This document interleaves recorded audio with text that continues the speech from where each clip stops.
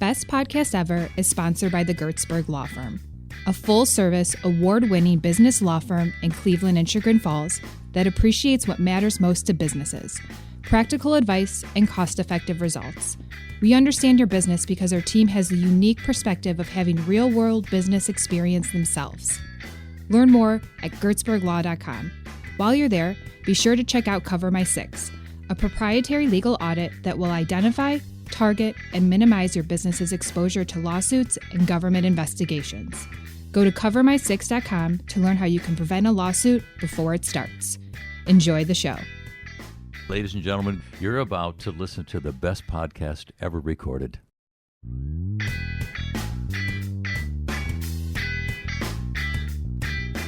My grandpa said you had two things in life that you can control. One is your word and one is your credit. And if one's bad, the other one is too.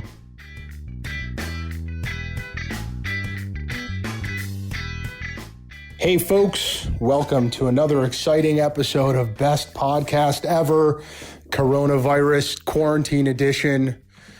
Man, are things moving fast. I am recording this intro from the privacy of the gym in my house, rather than any other room in the house or on the planet.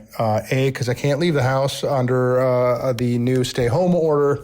Thank you, Mike DeWine. And no, I'm not being sarcastic about that. I'm actually really glad that we have a stay-home order right now, even though it sucks for businesses, and I imagine for dealers. But it is, I think it is the right call, and it should have been made a long time ago. But at any rate, the other reason is this is the room in my house with the best Wi-Fi, but who cares about that, right? Here's what we all care about. If you are listening to this episode, you are probably a fan of the show, so thank you if that's who you are. Or you are a fan of Wendy, which you should be because she's awesome. Or you're an entrepreneur or a business owner or a founder. The focus of this show is on those folks. A lot of it anyway. The intent of the show is really to sort of deconstruct what works and what doesn't work for business owners. And so we've really been focusing on you guys. So I think a lot of you guys and gals are in that last group. And if I'm right about that, then many or most of the people who are listening to this right now are experiencing the world very differently from those who aren't in that group. And here's what I mean by that. Obviously, the coronavirus and the quarantining and the cratering of our economy is affecting everybody in a really shitty way. That goes without saying. It sucks, right? There is fear, there's uncertainty, there's anxiety. Nobody knows anything. We're all doing this for the first time together. And that is scary. So in that sense, everyone on the planet is in varying degrees experiencing those same emotions.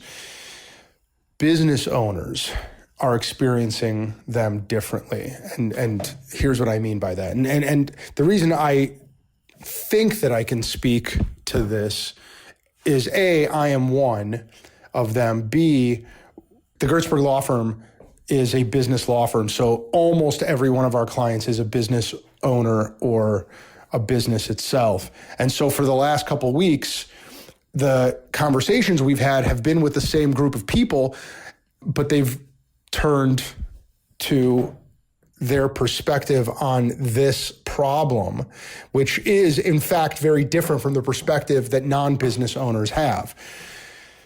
I believe that business owners have a different emotional attachment to their business than folks who work there. Not that people who work there don't have an emotional attachment to it, but it's the difference between starting something with your own money and your own risk and your own toil and time and stress and putting everything. It's the difference between building a house and living in it and buying a house and living in it, right? Building it with your own hands, moreover, right? There is a different experience there when it is the thing that you started with every last dime that you had, and the leadership role that you have there is different than the experience that employees have. Look, I'm willing to bet that most of the people listening to my voice right now have everything that they've ever worked for tied up in their business, and have everything at stake right now. And they are imagining that world collapsing. A lot of dealers that I've been talking to in the last week or two have seen their sales drop precipitously day over the prior day, week over the prior week. Down 30% last week, down 70% the week before. Numbers like that are typical. Laying off your employees, cutting pay, not taking a paycheck yourself. Those are the experiences that I am hearing expressed by our clients, and it sucks. It sucks for them. It's heartbreaking. So what I have brought to this experience and these conversations is, first, fear is an emotion, and it's an emotion that can be monitored, can be evaluated, can be controlled. But ultimately, in my opinion, and I've believed this for a very long time, almost all negative emotions at the end of the day come down to fear. Fear of what's going to happen, fear of what other people will think of you, fear of whether you can make payroll, fear of whether you can survive this catastrophe. Unless it is a physical pain that you're experiencing in that way, almost everything else in my world, in my opinion, can really be boiled down to fear. And if you know that and you recognize that, then you can spot it when it's there, and you can control it, and you can decide whether you're going to give into it. You can decide whether you're going to pay attention to it in a debilitating way. Obviously, fear, has its benefits, right? Helps us plan. But man, through a lot of different ways, me personally over the years, I have developed a positive relationship with fear in that I see it. I know what it's doing to me. I know the effect that it has in the words that I choose and the body language that I use and the just expressions that I have, and how I solve problems and et cetera. So that's one thing. Okay. But here's the other thing is I actually believe that entrepreneurs are wired for risk in a way that people who aren't entrepreneurs aren't wired for risk. When we, and I'm going to use myself in this example, but it is definitely true for most of our clients. When we decided that we weren't going to go work for somebody else, that we were going to hang out our own shingle and take our future into our own hands, we decided that we were going to take risk over security.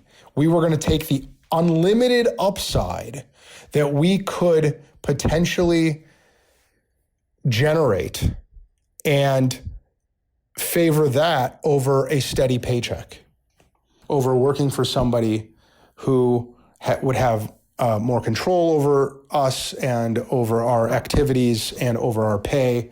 And so we traded in security for risk. And we made that decision very consciously. Sure, a lot of us, a lot of people I know made that decision unconscious or less consciously than others. Maybe you got fired from your job and this was something that you thought you could do better but whatever. I mean, it's still, you knew going into the business world that you were staking everything, and that you could fail, and you were cool with that. And in that way, you are already wired for risk. The other thing is that you, the entrepreneur, must somewhere have a well of positive outlook, positive mindset, gratitude, some place that you dig, some place that you go when you're surrounded by negativity, when you lose that deal, when you lose that customer, when your employee leaves and sets up a competitive shop across the street. You go someplace that gives you energy and positivity, and willpower and discipline. And so in that way too, I believe that entrepreneurs are wired differently. So we recognize fear, and we know that we can stay positive. We know that we can weather this storm. For a lot of us, I think that we have recognized that how we react and how we address a situation is very much a choice internally, right? How we think about something is a choice. You can choose whether to be pissed off or negative or stressed, whether to give in to that fear. Man, the day that I realized that that was a choice that I could make, my world definitely changed. And I can remember, it's a little hokey, but I'll tell you anyway. I can remember when that awareness became real. It was when I started reading Tony Robbins' books, and when I started learning about positive psychology. Not positive in the happy sense, but positive in the affirmative sense, in the sense that you can choose your psychology. And I started learning about neuroplasticity and how you're able to change your brain and the wiring in your brain just by having deliberate thoughts repeated over and over again. When you become aware that attitude and mindset are actually a choice in any given set of circumstances, you have complete liberation.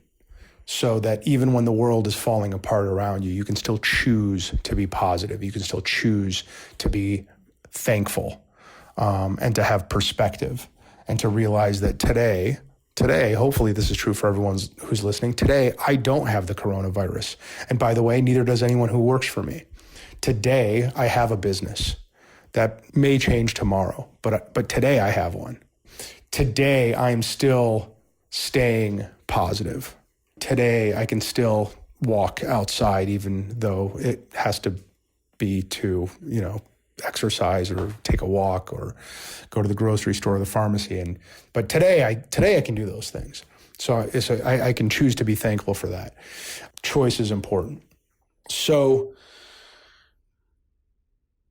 the other thing I wanted to share, and then I'm going to talk about Wendy, is some people I think are really good at this, and I only ever aspire to be better at this than I am. But I think that when dealing with employees and giving them a regular voice and giving them a regular opportunity to speak and to talk openly, and creating a safe place for them to do that is huge. And it is particularly important in times like this when they are probably wrapped in fear.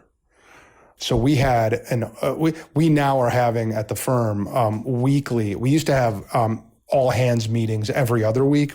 We just moved them to weekly, and we're doing them by video conference now. And on Friday we had one that was amazing.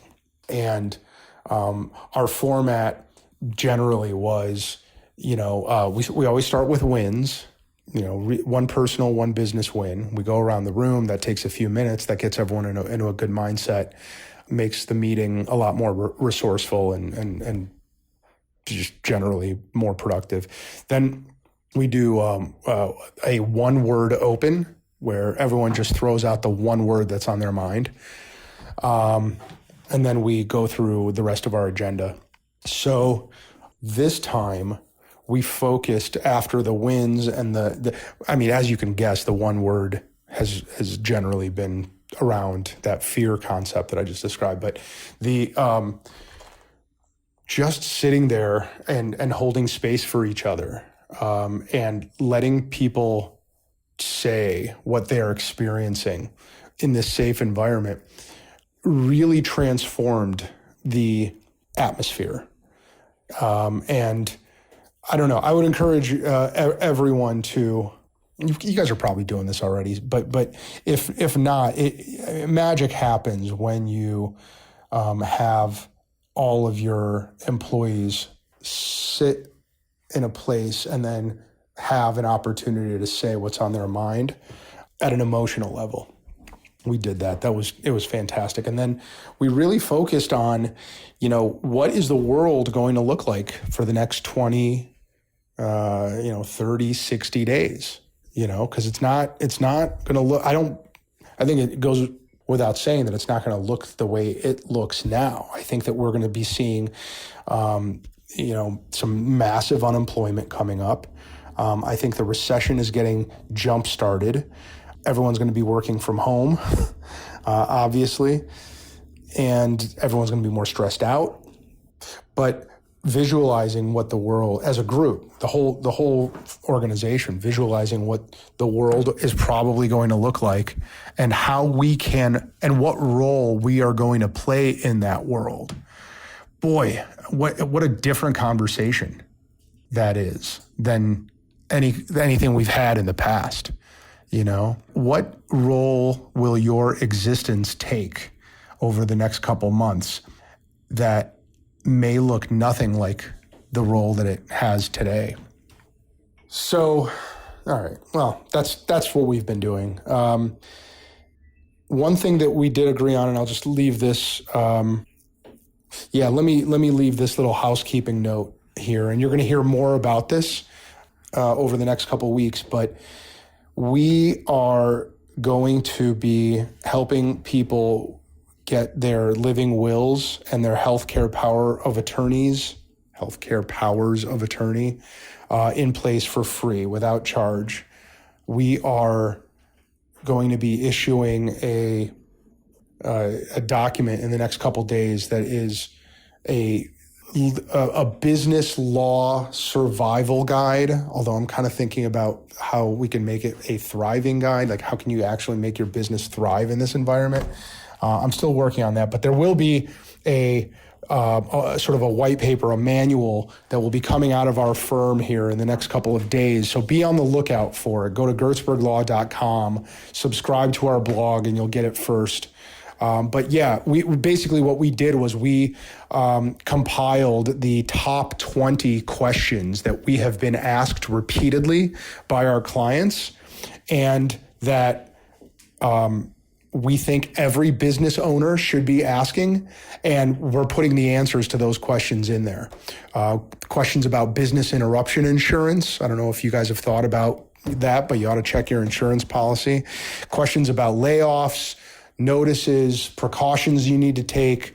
Obviously, everything changes rapidly these days from one day to the next, but there are concepts in there that business owners should be talking to their business lawyers about. And so this will be a checklist, a way to jumpstart those conversations with your lawyers, or just to get your questions answered. So go to gertzberglaw.com.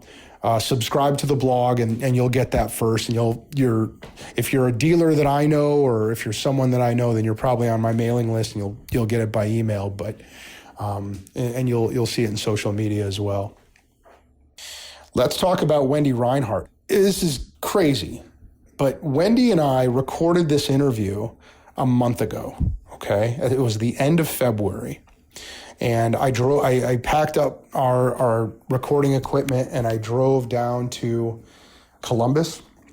And Wendy and I met in this, what was the name of that hotel? The Graduate Hotel. So this is in Columbus, and it is decked out like in all scarlet and gray.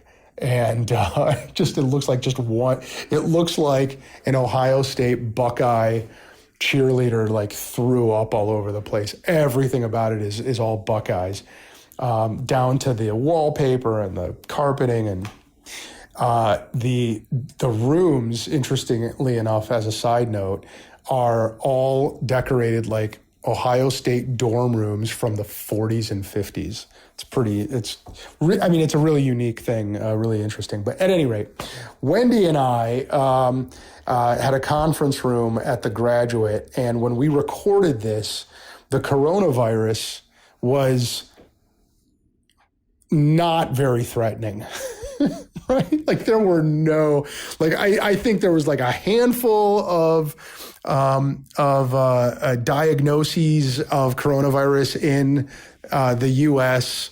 There was hardly any fear or panic or precautions. There was nothing, right? So in fact, I'm not sure we even talk about it here.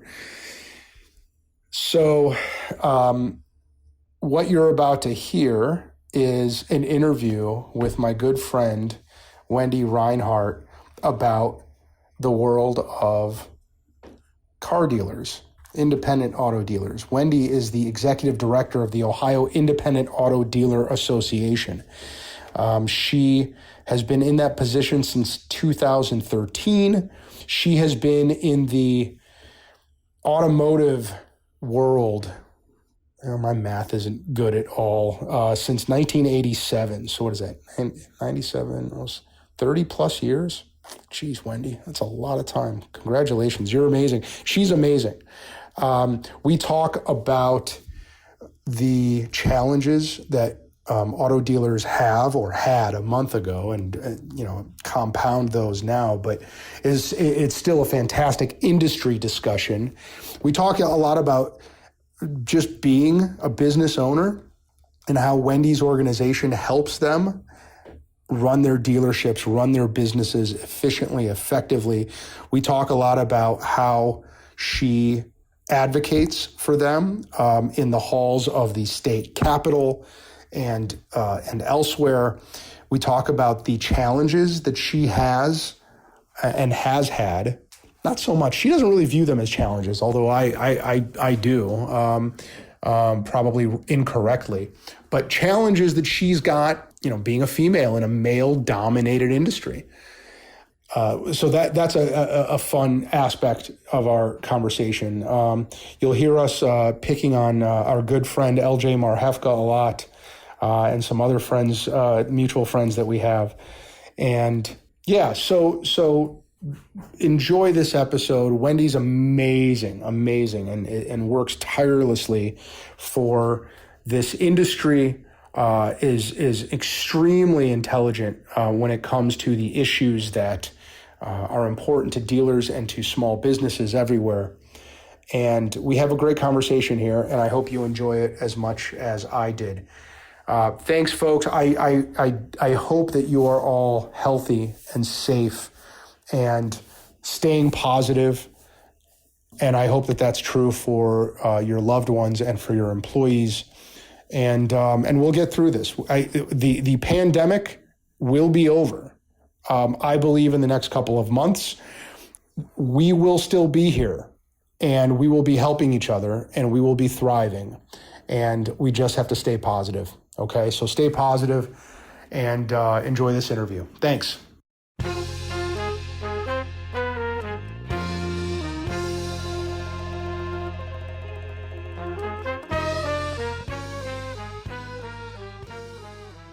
Hi, Wendy Rinehart. Hi, Alex. How are you? Wonderful. How are you? I'm fabulous. We are in tropical Columbus, Ohio today. It's actually like a rainforest out there. I know, but we took the show on the road just to interview you. What do you think about that? I'm privileged. You are. I mean, I'm excited about it. Yeah, and this is true or false. Well, I already know the answer. Your very first podcast experience, correct? It is true.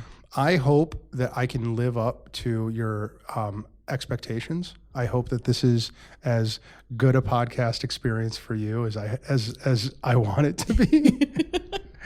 It's starting off dumb already. It's going to be great. It's going to be great.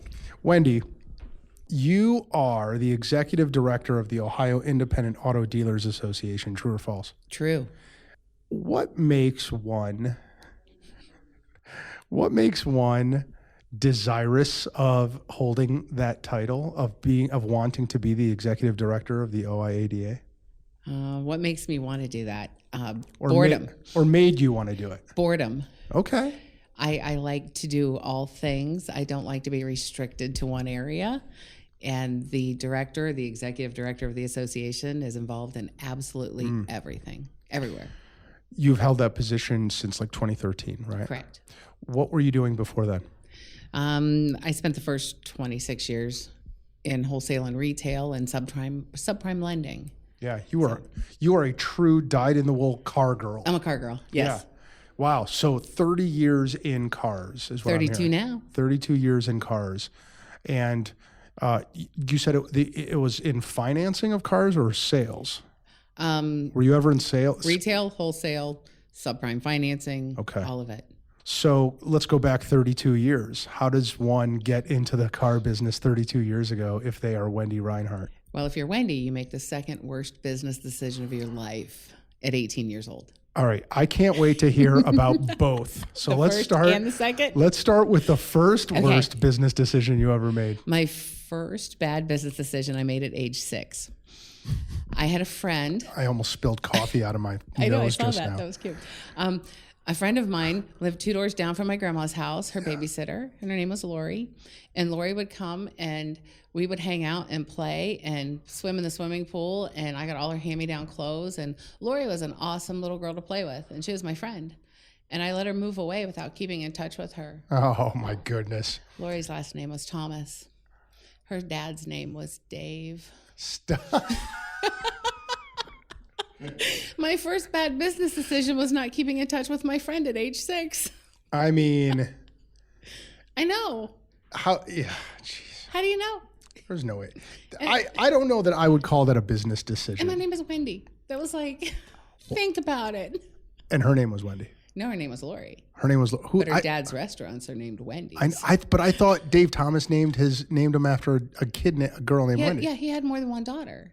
Oh, you know what would have been interesting is if you would have said, "I am the Wendy." Oh no. But yeah, that was my first bad decision. What was the second worst business decision you ever made? At 18 years old, after being at DuPont for 2 years in their regional purchasing office, being one of the youngest people they've ever hired to do that, I decided to leave and go to a Chrysler store for 50 cents on the hour more because they would pay me overtime. And if you do the math, I could have retired 4 years ago from DuPont. You went to Chrysler to... As an operator cashier. Okay. Yeah. Answering the phone, taking money. And from there, just assisting the finance office, going up and doing titles, accounts payables, things like that. I think you're beating yourself up. I would venture to say that those were... I can't speak to the 6-year-old, but to the 18-year-old, I would venture to say that was a fantastic decision you made because it's given you this incredible role and this incredible... I think it fit my personality a lot more than staying in like a corporate world. Yeah. Yeah. Okay, so how long are you at Chrysler? 6.5 years. Then what? Then on to Manheim, Ohio, auto auction as the head title clerk for 3 years. So all things titles from all over the country. And from there, I went to work for Reichert Ford out of Columbus. And they saw me and made me their inventory control manager. Wow. So I was running around 6 stores at the time, keeping track of our used cars and going to the auction. And somebody thought a girl could buy and sell cars, so I'll go do that. And then they decided to grow. So they opened up stores all over Ohio, one in Kentucky, Tennessee. And I think at the peak, we had 21 different locations in 3 states.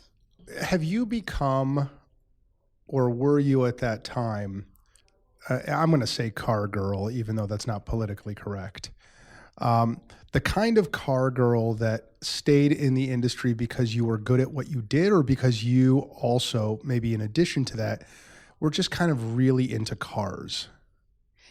I think it's because I'm good at what I did. So there wasn't this sort of obsession with cars No. that many other car girls, for lack of a better phrase, might have had. No. You were just good at things like inventory management and AR and Judging people, Yeah. just being thrown a task. I'd never opened a dealership. yeah.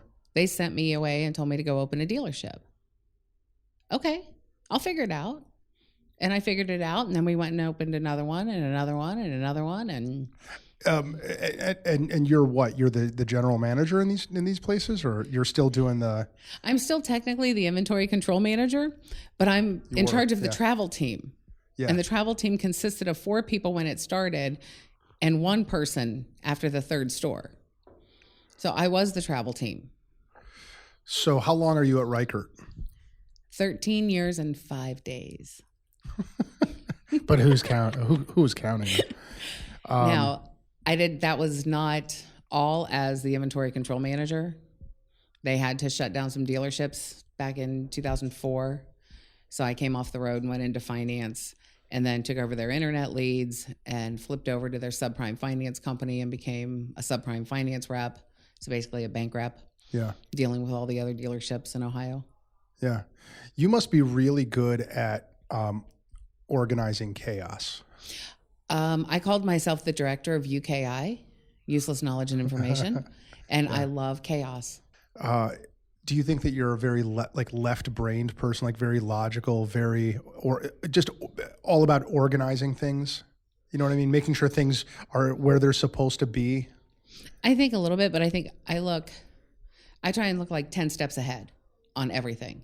And I try and have like a plan A, a plan B, and, backups for backups. And I try and play things out in my head. Yeah. I mean, it seems to me that the skills required for someone to have done that job that you had for 13 years, I don't have those skills. I need to delegate those out to paralegals and to attorneys who have a much finer attention to detail and who can sustain it and get joy from it. Like I could do it with a gun in my head, but that's what it would take. And then I would put it in my mouth. Like that, I derive no joy from that kind of activity, but you, I think, found joy in it. You enjoyed it, right? Yeah. Keeping everything together. Yeah. So, do you go from Rinehart to OIADA? No, I went from Rinehart to a company out of Michigan, Credit Acceptance. And I flipped over as one of their market area managers.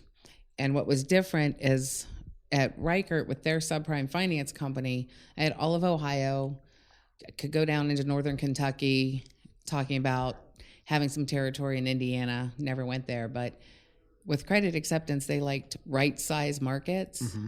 So I had a quarter of the territory I used to have. So I was kind of landlocked and only dealing with a certain segment of people and facing the same problems every day. There was no change, no challenge. So I said boredom.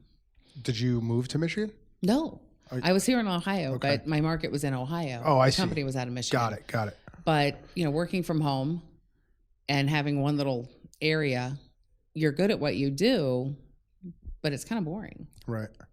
So you solved that problem by... I didn't solve it. The previous director, his name is Jim Mitchell. Mm-hmm, I remember great man. Jim. Real good. Yeah. Real good dude. He and I used to joke that when he was ready to retire, let me know, I'd come and take over. And I thought I had like 8 or 10 more years, right? We're just joking about it. Mm-hmm. Well, careful what you joke about. So he ended up getting sick and telling me, hey, the board's going to call you. And I'm like, well, let's see what happens. Well, I didn't realize he knew he wasn't coming back. So he never came back to the office. And the board came after me and I took over the association, having no idea what to do. I remember that. And I remember how sudden it was. And yes. I suppose like his inner circle knew, but it seemed like one day I was talking to him on the phone and everything's cool. And then the next day he's passed away and Wendy's the new director. Well, he actually was supposed to have a meeting on a Tuesday in his office. I had vendors coming and I was one of the vendors coming in. And I came in on Tuesday and he wasn't there and all the vendors are there. So I'm trying to figure out where Jim is. Yeah. They sent him home on Monday. And he was in the hospital. And I went and saw him. It was either Tuesday night or on Wednesday I saw him, but it was the night before his surgery that he was going to have. And that's when he was telling me, what I didn't realize is the doctors told him he had about 4 months with or without the surgery. And he never told that to anybody. And he made it 14 months after, or 15 months, because, it's Jim. Give him a challenge. He's going to beat it. Right. But I took over in 13, and he passed away fall of 14. So he still made it, but it was bad. Did you at all, I'm curious, because he was kind of a larger than life kind of a dude. Oh, right? He was the best speaker ever. Yeah. I don't have that skill. Well, so I'm just wondering, when you took over for him, did you feel any insecurity from it? Did you feel like, am I up to this, to filling these shoes? I didn't feel insecure about that. He had been there a very long time, and he was very old school in some things that he did. And the perception to the member base was that there was a little bit of a guys club kind of thing that went on, and you had to be part of the inner circle. And I didn't like that. It didn't seem fair. So they switched. When I came over to the association, I'm a female. That's a big change from what they've had. And I blew up the boys club. I wouldn't let it exist anymore. So let's pull that thread a little bit farther, shall we? Sure. Because when I heard, I didn't know who you were, right? No. But when I heard that a woman was taking over your role, my first instinct was, well, she must be a real badass. This must right? be fun. This is gonna be fun to watch, right? No. I actually had supreme confidence in you, and I didn't know who you were. Okay. Just because, it's a great organization. It has roots that go back a while, and it did have this larger than life figure that really, how long did Jim? He'd been there like 11 years or yeah. so, but he built this platform Yeah. that was just phenomenal. Yeah. So there was so much infrastructure there, and there was so much history and culture already, that my assumption, my logic was that, well, they're not going to give that job to somebody who is going to crash and burn. They're going to give it to somebody who a lot of people truly believe in their hearts is a real badass. And you have been a real badass. But go back 7 years now, right? Okay. So when you just said you blew up the boys club, Yeah. what are you thinking in your mind when you hear yourself saying those words? There were that inner circle of people. There were some vendors involved that were getting some preferential treatment that shouldn't have, and it wasn't fair. And I like things to be fair. It's not always in everyone's benefit, but sometimes it's just got to be fair. So I told these specific vendors that I wasn't going to kick them out of the association, but we were going to have a lot more rules now, and these are the rules, and this is how it's going to be. It was my sandbox. And now that it's my sandbox, they're either going to play by my rules or I'll kick sand in their face till they leave. And we lost a couple. That's a badass thing right there. And 3 years later, they were back. And I didn't go after them to get them back. They came back. And that's because we ran it the way it should have been ran, and fair, and everybody's happy. Did you get pushback when you first joined, either from being a woman or from the fact that you're a new person? Surprisingly enough, the only people I got pushback from was a couple of the board members that weren't quite convinced I was the right type of person to run the association. One of them actually asked me what I thought 40 and 50-year-old, seasoned dealers, how they would feel taking advice from Wendy. And I looked at him and I said, you mean the person they've been in the auction arena for the last 25 years? How would they feel taking advice from me? Probably pretty well. I don't think some of my board saw me as a car person. They just saw me as some girl dealing with banks. And yeah. Was it difficult having board members giving you shit? No. Yeah. You just you're very stoic. You of just stand up and say, I'm going to do my thing. I've been getting that for 25 years before I took over the association, because I've been a girl in a guy's world out in the arena, and you have to leave that outside. You can't play the girl card or the guy card. We're all car dealers. We're all out there. And if somebody wants to play that card, you just have to ignore them and move on. Yeah, I mean, that's the thing. It really is, just the dealer industry is still very much male dominated. It's getting better. It is getting better. Yeah. But I mean, just to the conventional eye out there, right? Mm-hmm. It still seems very much like a male dominated industry, right? Yeah. To me. Yeah. Do you find that your position at OIADA and that the opportunity that you've got as the head of this organization, how many members are there now? 764. Yeah. Do the interactions that you have with women empower them, or have you felt any changes because of where you sit? I think female dealers are more comfortable talking to me in some aspects, but I don't think I've empowered them. I think, I don't know. Well, it sounds like you just don't see the gender there. I don't. Right? I don't see gender in the car business. Yeah. We're all the same. Yeah. We're just car dealers. So the strong ones stay, and the ones that aren't supposed to be in our business don't stay.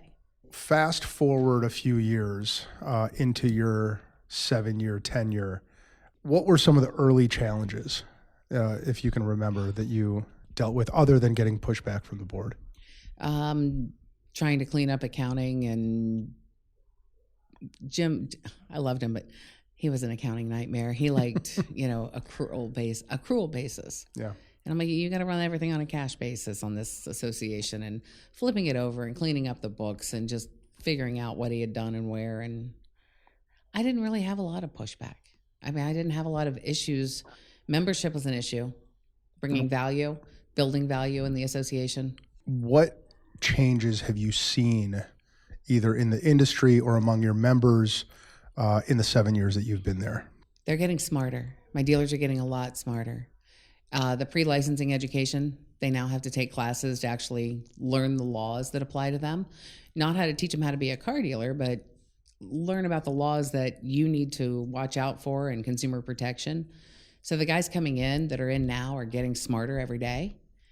We're still trying to go back and, get some of them caught up with the compliance issues, but they're getting smarter.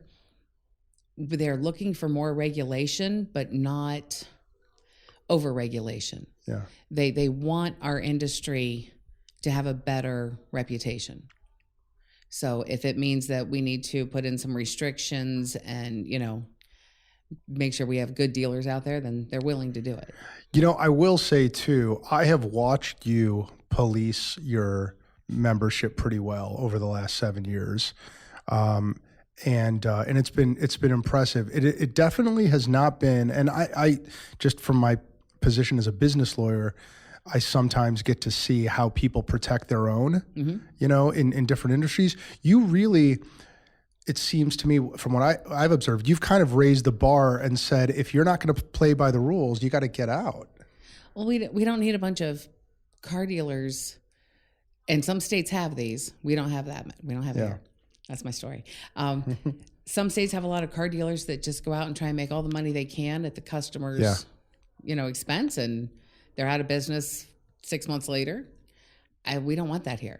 We want our dealers to be good. We want our customers to be able to go and come back and not worry. Other than the dealers have gotten smarter or are getting smarter, can you see any trends or changes over the last 7 years that you've observed?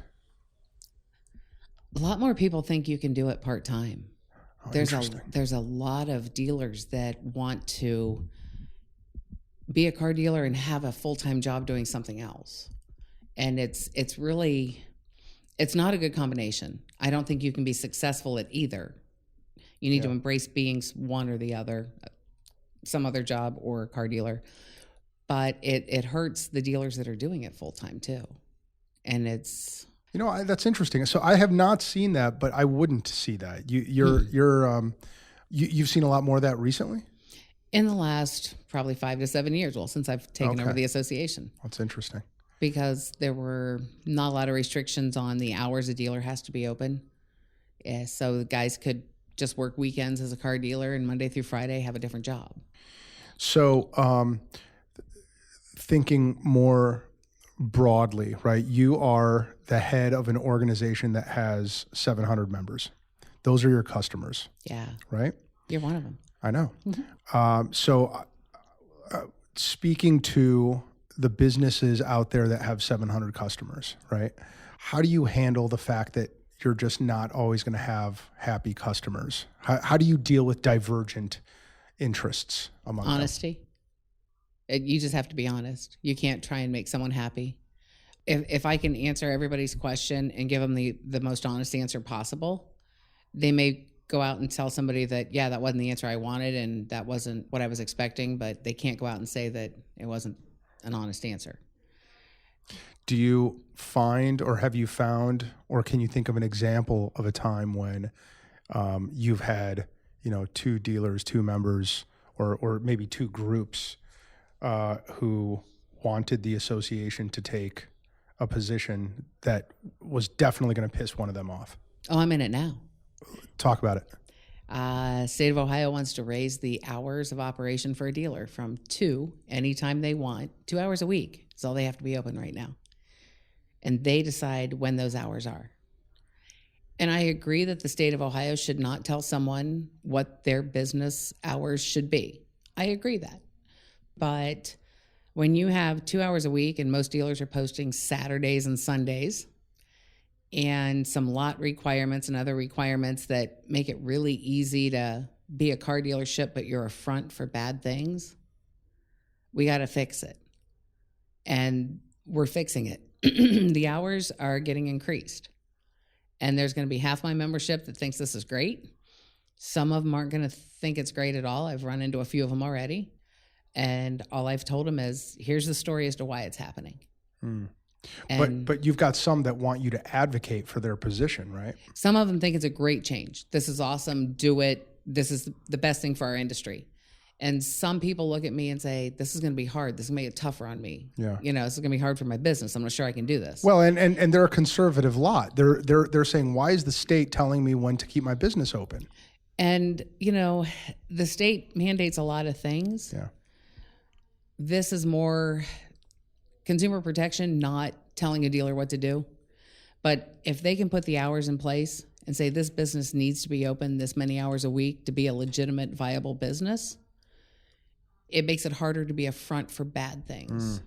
And that's really the background behind it. That's where it's coming from. A lot of dealers weren't really dealers. They were just... Not a lot, but instance down in Southern Ohio, there was a car lot that was actually a front for drug trafficking and human trafficking. Oh, wow. That's a scary thing. And that's our real world now. So if having small hours and some restrictions that aren't strong enough make that possible, we should maybe raise the bar a little bit. Yeah. Make it harder to make those kind of bad things happen. See, this is where my job and your job are so different. You do have to try to please as many people as possible. And I mean, I do too, but you take very public positions and you're under this magnifying glass, whereas I act for one constituency at a time, And I act for the entire body. Right. And it has to be what's in the best interest of our industry. But in the background, it's always consumer protection. And you generally take your cues from the board when it comes, so if there's a question in your mind, what's best for the industry, right? What's the thought process? How does Wendy Rinehart, if she's not entirely sure? Wendy pulls the audience. Okay. Wendy goes to auctions 2 or 3 times a week, and you've got 600, 1,200 dealers there. Yeah. And I start looking at the guys I know are, one-man operation, big dealerships, medium range. And I start asking them, hey, what do you think about this? Yeah. What do you think about that? There have been other times when I think you and I have talked and you've described whatever the situation was as a shitstorm, right? And the thing is, you use very colorful language, which I appreciate because... I'm direct. Yeah. But I can't remember what those things were now. Can you remember the last thing that you described to somebody as a shitstorm? The surprise salvage title. Yeah. Talk about it. State of Ohio updated their computer system, the BMV did, and it started pulling in a national report, the Navitas report. It's always pulled in the Navitas report, but it was pulling in more data fields. And the data fields were the junk salvage insurance information, JSI. And there are disposition codes in there for certain things. And the BMV decided to issue a directive telling the title departments that if any of these disposition codes were in there, that they were automatically going to brand the vehicle or issue a salvage title for the car, even if the disposition code was 6 years old, even if the disposition code was blank. So you could have bought a car that was used, 2-year-old car. You buy it, you drive it for 2 or 3 years, go to trade it in, and the dealer says, yeah, it's a salvage vehicle. But you find that out 3 years later. Right. And they were doing it on cars that shouldn't have been, hail damage, stolen, recovered, things like that. But that was our shitstorm. So how did you react to it? Well, we tried to meet with people at the state and lawmakers, and I spent probably 8-9 months doing, going through the right hoops and trying to get people to listen. Went out on the news with a customer, trying to get the public and, to understand it. And when that didn't work, we filed a lawsuit in federal court against the BMV. What was the result of that? We dropped the case when legislation got put through that put a moratorium on using that information until a study group could actually get together and see if it was accurate, not accurate, should we use it or not. And the study group got together, and its findings were that the information was not accurate enough to use, and Ohio should continue not using it. So where do things stand now? That's where it stands. We So, turned in the results to lawmakers at the end of last year. So the proposed law is not in effect right now, or is still in effect? The legislation we had put through put a 2-year moratorium on using the information while the study group met. And the study group met last year and turned its findings into lawmakers and recommended that the state continue the moratorium. I see. From now on. Which they have. Okay, got it. So we fixed it. You got what you wanted. We got what we wanted. Right. You daily interact with dozens of dealerships, and probably in the 7 years, I imagine it's been hundreds and hundreds and hundreds, right? Oh, yeah. And so you have a unique perspective, having seen the good ones, the bad ones, the successful ones, the failing ones, the honest ones, the dishonest ones, right? Yep. So I want to tap into your experience, because I presume there's a lot of listeners right now who are either running a dealership or a finance company or some ancillary business, or are thinking about it. Okay. So right now, I bet you when I say a well-run operation, you're probably thinking of, like, the immediate ones just come to your mind. You don't have to say who they are. Right. Unless you want to, but nope. Yeah, nope, can't do it. See, I was testing you there. No, I know. And I'm thinking that you and I are probably thinking of some of the same ones, but talk about the difference between those and the ones maybe that aren't like total failing, but just can't get to that level. Like, what's the difference that you see? What are the biggest sort of like points of divergence between the really successful dealers and the ones that just don't seem to get it? I think the ones that don't seem to get it, there's a trend in there that they don't want to spend the money to get better at what they do, not spend the money on advertising or something. They think that if they put all their money towards advertising and their cars and how everything looks, and that's how they're going to be successful. And the successful dealers spend money on training, on education, on getting themselves better, getting their employees better. And that's how they end up above the other ones, is they're willing to spend the money to make themselves better, not their lot better. They're investing in their infrastructure. Yes. They're investing in their people more than the ones that are not going to see that level of success. That's what what I see. Yeah. The dealers that they think that they need to take all the money they have and spend it on getting a better cars on their lot, or getting better signage, or getting a better website, or getting a better advertising company. when maybe what they need to do is get better training for their employees on how to deal with their customers, get better training for themselves on how to deal with their employees. And if they can train themselves and get the infrastructure right, the rest happens. So let's go to the other side of the spectrum, right? The guys that are just now thinking about opening up a dealership, right? What's the easiest way for them to fail? Overconfidence. Oh, interesting. These guys are great. I see it when I teach the pre-licensing class. There's always somebody in the class that has worked in the car business, 10, 15 years, whatever. Best salesperson ever, best finance manager ever, been a general sales manager, just perfect at doing all this, but is probably the worst businessman you've ever met in your life. And he's going to open up his own dealership because he thinks that he can sell anybody anything. And if he opens it, they're going to come and he's going to sell it. And he has no idea how to run the business. So he's great at selling for about the first 4 or 5 months. Then it all comes crashing down. Mm-hmm.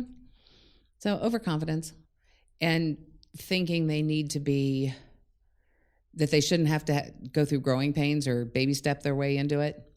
They need to open their lot and put 50 cars on the lot today. And they need to open their lot and put 5 cars on it. See how you do with those before you go to 10. Yeah. Just learn as you go. Yeah. Patience. They have none. Yeah. No. So I've been to a few of the annual awards dinners. Yes. Always entertaining, always well put together, by the way. You do Thank a you. really good job with that. But I'm always struck by the folks who win the Dealer of the Year award because I notice something about them. They tend to be very giving of their own time, and they tend to be very generous with their experience. Am I making this up, or do you find that to be true also? They're very active within their community. Yeah. Maybe not them personally, but the dealership too. So it's them, their employees, the dealership itself. They're always willing to tell another dealer what they're doing that works and what they did that didn't work. They're not worried about competition. They embrace it. Right. And those are the guys that usually end up winning. Yeah. Yeah. Our good friend, LJ Marhefka. Love him. Oh my gosh. Do you know, I've been trying to get him to sit down and sit where you are. He won't? Can you call him when we're done here and say, you better? And I talk to him constantly. I don't know, LJ. I know you're listening right now. Damn it. Would you just already let me interview you in this podcast? You said that he would do it if I did it, right? Didn't he say that? Did he say he would do that? Did he say that? I don't know. I think he did. I think he did. I think he said it. He told me he would do it if I did. The reason I bring up LJ, who one day will grace us with his presence, I think what he's doing is he's building suspense. He is. Yeah. But he is one of those guys, right? And I don't, was it member of the year or dealer? He won an award. And we've given him, I think, the President's Award. That's what it was. Or has it been a lifetime achievement? Oh, probably lifetime achievement. That's what it was. That was Whichever the year one it was. He needs them both. Yeah, he should get them both. But he is definitely one of those guys that really just doesn't care about it coming back to him ever. It's just, he's got this deep experience in the industry and knowledge and skill set, and is willing to just help. Well, it's a good thing because I'm like the worst friend in the world to him because I don't call, I don't write. I text him basically, holy crap, I haven't talked to him for how long, and now I need something, and he's gracious enough to always help me. And he's too busy helping people. So I gotta get better at talking to him. He's like one of my favorite people on the planet. And if that, LJ, ain't enough to get you to let me interview you on this podcast, then damn it, I don't know what it's going to take. And seriously, if I can do it, you can do it. Yeah, really. Okay. So I feel like I want to spend just like a few more minutes because you are in this unique position where you have all of these customers and that's right. So you run an organization on a pretty lean ship. How many employees at the association? Two, right? 2, yeah. Yeah. Are you one of them? No, I'm the third one. Okay. Yeah. So how do you, so it's you 3 plus a board of what, like 7 or 8, something There's 14 board members. Oh, is that right? 14? Yeah, I have 14 bosses. Jeez, oh man. What are some of the, are some of the challenges that you've had in creating enough output and member benefits and just keeping that many people happy with a staff of 3? Wow. Challenges? Every day is a challenge. Keeping staff is probably the hardest part. When you have an office that's that small, there's not a lot of places to go to get away from everyone. Right. Yeah. And we're a 3-legged stool. So if one leg's not there, the stool's not standing. Right. So I have a really good group right now. The 2 I have in there, they're doing really well. Yeah. They mesh off each other. But keeping a good employee staff kind of thing, that's the hardest thing I've found. Right. And then getting them trained to answer the questions for the dealers the right way and passing on the ones they don't know the answers to and referring them, to me or to bringing me in on stuff. So, right. Yeah. Right. But most dealers just call me. Before we go into the lightning round, though, and jump off the topic of leading the industry, leading a nonprofit organization. It's nonprofit, right? Mm-hmm. Yeah. Leading a nonprofit organization, keeping your customers happy. Is there anything that you can think that I should ask you but didn't? I feel like you've asked everything. Like annoyingly so. No, not annoying. No, I want to know how we get better. I'm always looking, how do we get better? That's my goal. So how do you think you can get better? I have to find more reasons for my members to be members, more ways to help them, more ways to make them better. What are they asking for? They don't ask. That's my problem. I need them to start asking. Yeah. Tell me what you want. Well, here, how about, let me ask the question this way. Fast forward a year from now. Yes. All right. And we're sitting right here in Columbus, Ohio, and we're looking backwards. What has to have happened in the last year for you to say to me, Alex, it's been a great year at the OIADA? My membership crossed 800. I got continuing education passed through the lawmakers. We've got statutes cleaned up, so some of these rules and some of these people that shouldn't be in the car business are out of the car business. That would make it a great year for me. Let's take those one at a time. Okay. Getting education passed, I think is what you said. Continuing education. Continuing education. Yes. Identify the issue. What's the issue? The issue is, for the last 5 years, anybody that's been coming into the business has been taking the pre-licensing class. And that's great. But we have a whole lot of dealers that were licensed before 2015 that when they applied to get their dealer license, they did everything they were supposed to. They were handed their dealer license and they were told, off you go, good luck. And there's no education to it. There was nothing, just there you go. So I have a bunch of dealers out there that they're not doing anything wrong on purpose. It's just that the only way they learned anything is by doing it. And if it wasn't wrong, no one said anything, so it must be right. They've trained each other incorrectly for 20, 30, 40 years, whatever it is. I want these guys, I'm trying to bring them up to speed. So a continuing education, dealers renew their license every 2 years.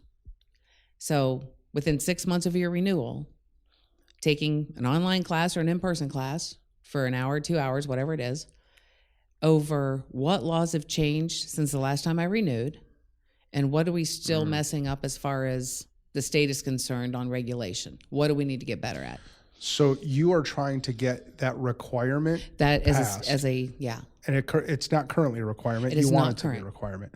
Are most of the members in favor of this? Absolutely. Are any not in favor of it? Just the ones that would rather skate. There are always people that are going to tell you that's just a hassle. Right. Until they get into it and then they learn something and they're like, well, you're right. That was good.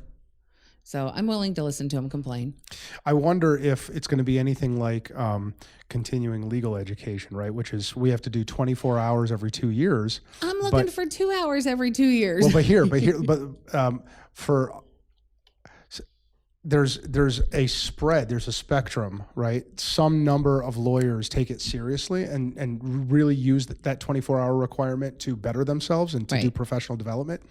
A whole lot of them just come December of their reporting year, they're just doing it, checking the box. They're going online. They're not even paying attention. You know what I mean? And we'll get that. Yeah. It's going to happen. Yeah. But I'm going to feel better knowing that they had to do it. Whether they decided to get anything out of it or not, that's their problem. And so where is this in legislation terms? Is it pending? It is written, has not been introduced yet. We're waiting on some other things that we want to get cleaned up statute-wise. We want to make some revisions and package it all up and introduce everything all at once. Got it. Getting membership above 800. Yes. You're currently, what did you say, 765, I think, right now. Yeah. Well, it's only 35 more dealers. Yeah, but that's nothing. They go That's out. easy. It's with the attrition. It's like you're constantly treading water, trying to grow. Hey, folks, if you're listening to this podcast right now and you are a dealer or a non-dealer but do business with the car industry in Ohio, where are we going? OIADA. www.ohiada.org. All right. All we need is 35 of you, folks. Let's do this, man. Come on. Make Wendy happy. Get me to 800. And then you said rules. I asked you, a year from now, what has the statutes that we're trying to clean up and getting the continuing education passed. Oh, so those go together. Those are all, packaged together. If we had, in this lovely conference room in Columbus, Ohio, had 10 random members here, and you asked them, what is the most important thing happening in the industry right now, what do you think they would say? I'd get 10 different answers. Some people think the most important thing going on right now is the car guru thing, where everybody's upset about car gurus and the way they're doing business. It's all over social media. Wait. I'm sorry. I'm not on social media enough, apparently. What is Car Gurus? Car Gurus is a third-party site that lists your vehicles, and customers see your cars on there, and they tell them whether it's a good deal or a bad deal. And oh, got it. Yeah, and evidently there's some things that Are Car they Gurus is doing, sending your information out, your customer information to other places Oh, before it gets right? to you. Are they like in Romania and there's No, they're in the U.S. Oh, got it. So that some people would say that would be the biggest. Some guys would think that just having too many dealers not doing things right is our biggest concern. Some guys think during the renewal period, March is renewal season for half the dealers in the state. They think that the dealer tag restrictions or the sliding scale that determines how many plates they get is the biggest problem. So there's a lot. Mm-hmm. Okay. Now we are going to take a very short break, and when we come back, we're going to do the lightning round. So if you want to get your stretches in, you know what I mean? Maybe take a lap, do some Around the push-ups. conference room? I mean, do Got whatever it. you need to do. Burpees. But yeah, some burpees. That's right. We are going to be right back, folks.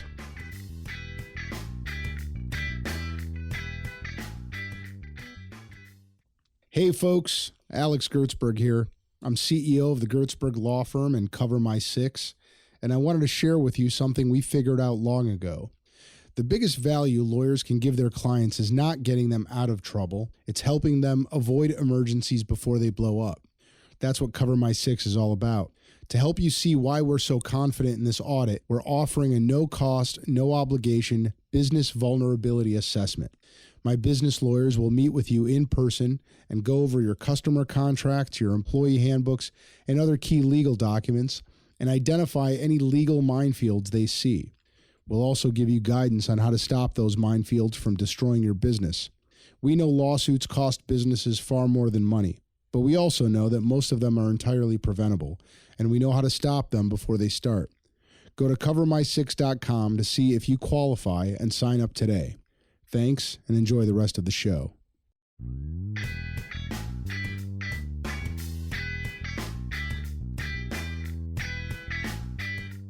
Okay, we're back. Okay. All right, Wendy, here comes the lightning round. A recent personal win and a recent business win. Go.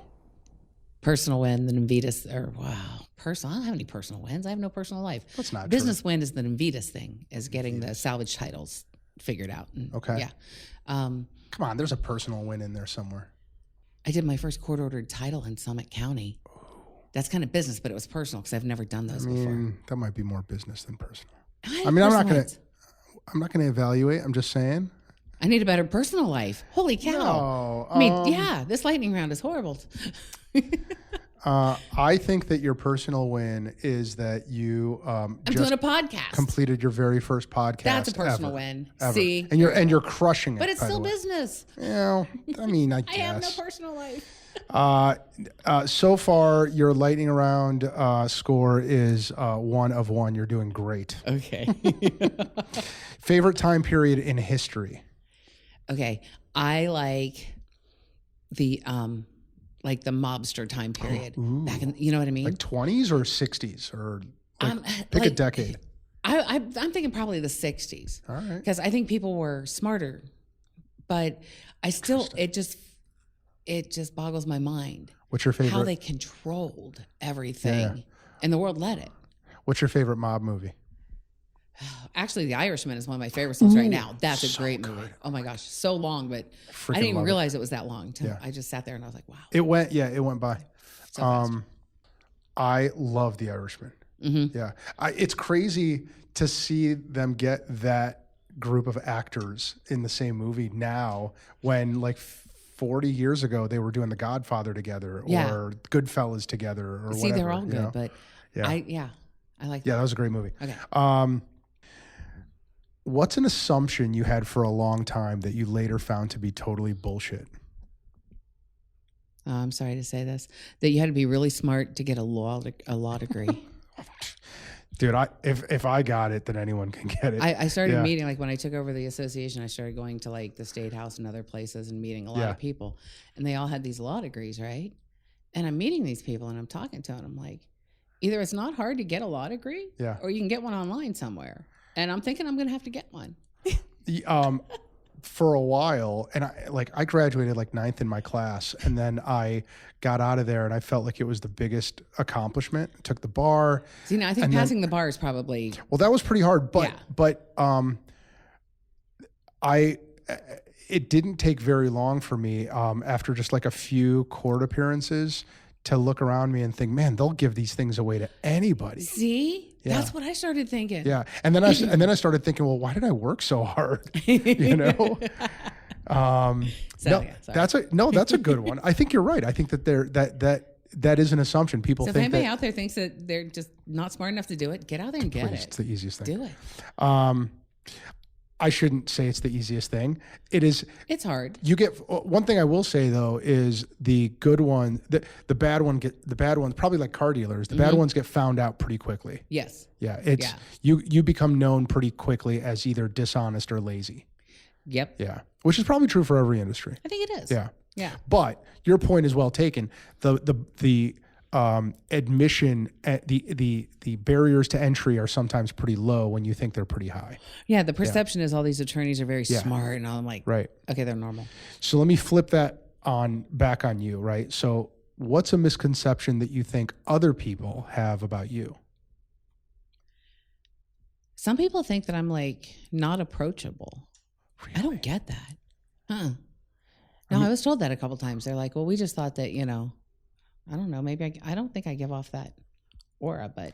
No, but you're very confident. And I think that confident people get that, like, you know what I mean? Especially from people who are not confident. Yeah, maybe that's it. Maybe I intimidate people. I think that's it. I think that like people see, especially, I mean, again, I come back to, not only are you confident, but you are a woman playing and leading in a traditionally male industry. Mm-hmm. That takes confidence, and you show it. And certainly I could see how people who lack confidence might think that it's hard to deal with someone who has that. Yeah. You know what I mean? But that's a good answer to that question. All right. So you can't say Bible, right? So what is the non-religious book or author whose words you apply the most in your life on a day-to-day basis? From good to great, Jim Collins. Ooh, that's a good one. Bam. That's a great one. I know. Did you read his second one after that? What is it? Built to Last, I think. No, it's not Built to Last. It's something else. I had the second one too. Yeah. There was I think that there was like a good to great curse. Do you hear about that? No. Yeah. So and that's like required reading in MBA schools now, right? But apparently after he wrote that book, so he followed a bunch All of those companies went around. bad? Yeah, like their stock price took a shit right after he published that book. Well, they quit doing their own steps. I mean, come something. on. Yeah, but that's a legendary book. Yeah. And you're saying Who Moved My Cheese? That's another one. I love that book too. Yeah. But you're saying you practice the things in those books on a day-to-day basis. You have to make good decisions every day. Yeah. So good decisions on top of each other for long periods of time make you better. Yep. Persistence, incremental growth. Yes. Lifetime learning. Yes. Yeah. I like it. If you were a professional boxer, what song would be playing as you entered the ring? White Snake, Here I Go Again. Fantastic. That's my life theme song. I can hear it in my head right now. Uh-huh. It does also kind of make you want to beat the shit out of somebody. Yeah. Yeah. If you could ask one question of anyone who ever lived, who would it be and what would you ask them? That's hard. I don't know. I don't. That could be an acceptable answer, or do you want to think about it for a few more seconds? I don't know who I would ask what to. I have so many questions I would ask everybody. I know what it would be. You would say, LJ Marhefka, and why aren't you coming on this podcast? Seriously, LJ, why have you never done the podcast? That is the question I want to ask. How's that? That's fantastic. I mean, you could have asked Jesus something. You could have asked. I thought about that. I was like, but you went with LJ. Like, Noah, why'd you bring the mosquitoes? I don't get it. But, something like that. The LJ question is way more important. That is, yeah. What is a habit or routine that you do on a regular basis that has given you the most mileage? Make my bed every morning. Yeah. It doesn't have to be perfection, but I have to make my bed. Does that have anything to do with Admiral McRaven's commencement speech? No, who's that? Oh my God, I love that you don't know who it is, and that's what you do anyway. Yeah. A lot of people. So he gave this speech to a West Point graduating class, I think, or it might have been just some college, and it's called "Make Your Bed Every Day," and that's the name of the speech. So if you Google McRaven commencement or McRaven Make Your Bed, and he gives this great explanation for why. If that's the only thing you do all day, always do that and don't leave your room until you do, because the idea is it gives you a sense of accomplishment. You've already completed something. It shows respect for yourself and for your room, your habitat. Mine is I have to make my bed and there can't be dirty dishes in the sink. Because if your kitchen doesn't have, there can be dishes. They have to be rinsed out or whatever, but anyone can come to your house at any time because there's no dirty dishes and your bed is made. So see, you're ready. You're ready for everything. Man, I'm good with the first, but I would fail that dirty dishes thing. My girlfriend's not happy with me about that. Can you remember a time in your life when you had a massive personal or business failure and how you bounced back from it? Wow. Personal failure, divorce. Committed credit score suicide. Kept all the debt, told him it's okay, take your toys and leave. Yeah. Took a long time to bounce back from that, but I did it. It just day after day, work after work, paying everybody back. Yeah. Was there an inner monologue going on in your mind that motivated you? Yeah, my grandpa said you had two things in life that you can control. One is your word and one is your credit. And if one's bad, the other one is too. So all these people that I had owed money to, credit cards, things like that, during the marriage, when I got divorced and said, I'll keep all the bills, you just leave, in my mind, it was my word. So I had to pay them. So I didn't pay them on time, but it took me 3 years, but I paid them all. And they all got their money. So I said I'd pay them, and I did. So that was my personal failure that it took a while to bounce back, but I bounced. Yeah. Yeah. I love that. I love the inner monologue there. The irony of the lightning round is that there's nothing fast about it. Until editing, right? No, even now, even with editing. But mine is similar because when I got a divorce, it basically like wiped me out completely, and I like had to hit the reset button. Yep. And but boy, when you bounce back, isn't that like the most gratifying thing in the world? And I look at everybody else that's wallowing in self-pity going, oh, poor me. And I'm like, get up. It can be done. Just do it. Yeah. Yeah. Mm-hmm. Yeah. There was this, you've seen that movie, The Hunt for Red October? Yes. Do you remember, I don't know if you remember, but Sean Connery, there's the scene where Sean Connery is explaining to his first mate. His first mate is saying something to him like, why did you tell the Russians we were defecting? We were home free. We didn't have to have them chasing us, right? And Sean Connery looks at this guy and he goes, when Cortez discovered the New World, his soldiers were verging on mutiny. And in the middle of the night, he went out and he burned his ships. And he said, now you have to make this work because you can't ever go back, right? Okay. So that's part of my inner monologue, right? Okay. Like I remember when I was at rock bottom, you know, you're, and I love asking that question about like, who's the voice that you hear? Cause you heard your grandpa. Yep. I hear Sean Connery saying, that sounds so much better because my grandpa was a normal guy. He didn't have that great accent. But it's just like, I mean, people have this message that if they listen to it, it will drive them and it will help them reach insurmountable heights. Yes. You know, I mean, break through any barrier that's out there. You just have to sort of listen. You have to identify that voice, whether it's Sean Connery or your grandpa. You just got to listen to it. And listen to it and let it drive you. Yeah. You know? Wendy. Alex. What is the metric you use at the end of the day to determine whether you've had a good day? I always have a good day. I love it. I mean, I go home. I always have a good day. I try not to take work with me, but it follows me a lot of times because dealers don't have problems between 9 and 5. Well, unless it's 9 p.m. to 5 a.m., they have problems. But yeah, right. So I always have a good day. It's a great attitude. Yeah. I don't have many bad days. If I have a bad day, then, well, tomorrow's another one. It'll get better. Gosh, that's such a great attitude. I need to put some of that in my pocket.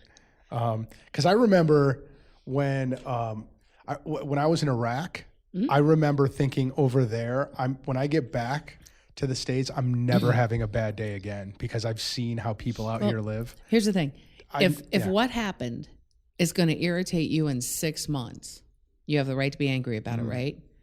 You have the right to say it's a bad day. Yeah. But if you're not going to remember what happened today in 6 months, why are you giving it any energy? Yeah. Why are you wasting your time? Well, because you think it's going to be forever. But no, you're right. Nothing's forever. You're exactly right. 6 months. How many things from 6 months ago are still bothering us? Nothing. It's exactly right. So why give it any energy today? Yeah. So yeah. Mm-hmm. Yeah. My problem is I have like a lack of emotional memory. Like, so after I said, when I get back, I'm never having a bad day because I've seen how everybody here lives. It's so, and I this is like just a miserable place to be. It wasn't a week. I wasn't back a week before I was like, first world problems getting you down. This is just bullshit. Yeah. You know what I got to deal with. But like, all you got to do is think about that. Is think about how there's perspective. People have it way worse, you can just choose not to have a bad day, as Wendy Rinehart does every single night. Grumpy people are horrible to be around. They are. Yeah. Pain in the ass. Mm-hmm. Similar question. We're getting to the end here. Okay. I promise.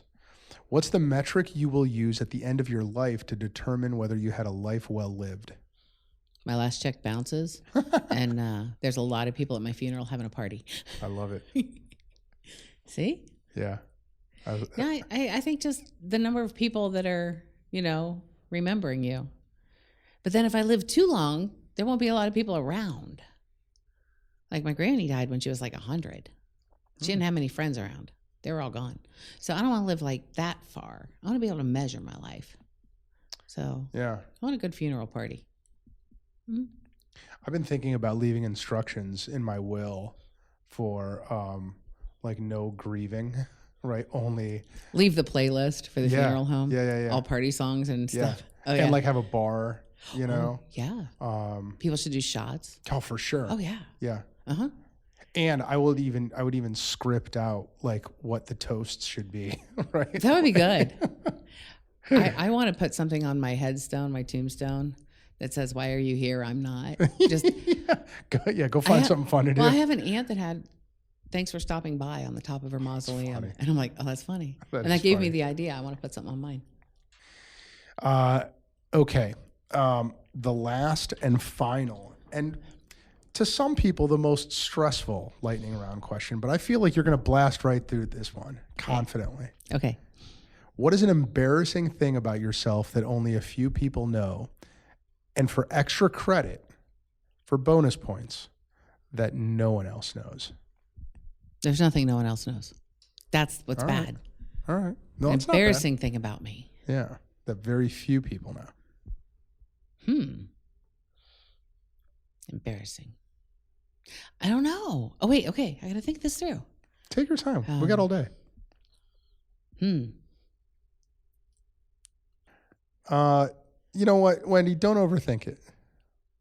Yeah. If you think of one later, shoot me a text, and then I'll read it into the record. I'm just trying to think of. Yeah, I don't have anything that's like embarrassing. Ooh, I have an idea. If your stepdaughter was sitting right here, and I asked her, "What's an embarrassing thing about Wendy?" What do you think she would say? She wouldn't say a word. Oh, dang it! I know. What about your dude? No, he wouldn't say anything either. Is that because you beat? No. Do you beat them? No. Is there violence? No, the stepdaughter would be afraid of retaliation. Well, that's what I'm saying.